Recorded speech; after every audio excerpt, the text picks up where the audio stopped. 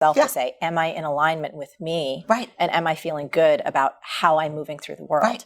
And that brings me, I think, one of the most impactful, and there's so much wisdom in this book, but what I want to move on to is people are hard to hate close up, move in. This concept of rehumanizing, not dehumanizing, it got me in the heart. It got me in the gut, especially what's happening now in our world.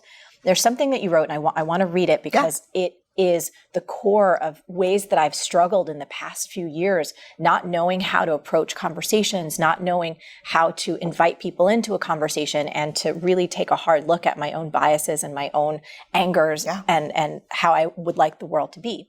You wrote, if you are offended or hurt when you hear Hillary Clinton or Maxine Waters called a bitch, a whore, or the C word, you should be equally offended and hurt when you hear those same words used to describe Ivanka Trump, Kellyanne Conway, or Theresa May. When the President of the United States calls women dogs or talks about grabbing pussy, we should get chills down our spine and resistance flowing through our veins. When people call the President of the United States a pig, we should reject that language regardless of our politics and demand discourse that doesn't make people subhuman. I want that to be everywhere. God, it's so hard. It's so hard. It's like, but it's so I want to take your important. iPad and just like research or heal myself. It's hard as hell because let me tell you about dehumanization and my concern about it, and as I've witnessed it. Dehumanization is a very slippery, dangerous process. And I'll tell you where it starts. We are actually hardwired neurobiologically to not hurt one another. It goes against our human nature to treat each other, to be violent, rape, torture, degradation, humiliation. It actually goes against who we are.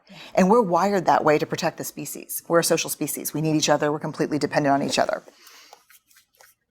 The process of dehumanization is the process that we use to slowly, primarily using words and images, nothing more. Dehumanization is the process of slowly moving people out of, I want to use this table as an example, or this coffee. So here's a group of people that we want to harm. It's a group of people that we hate, a group of people that a leader has told us, here, this tea right here is the cause of all your pain and suffering. So we hate these people and we want to hurt them and we want to see them diminished. But they're within this moral protective zone that we have as humans. So slowly over time, we start using words and images of them that dehumanize them, that move them slowly and slowly and slowly into what we call moral exclusion. They no longer are protected by what we believe is human basic rights. And we see the process of dehumanization at the core of every genocide recorded in history. The Nazis used, I think the word is Untermenschen. It's subhuman to describe Jews. Every conflict you can see. And so what's happening in our country right now, from the leadership to the resistance, no one has high ground here. We are slowly allowing ourselves to start using dehumanizing language to describe people with whom we disagree. Yes. Which then makes it okay to physically hurt them. And when we use dehumanizing language, it says much more about us than the people that we're railing against. And I think, honestly, it chips away at our soul.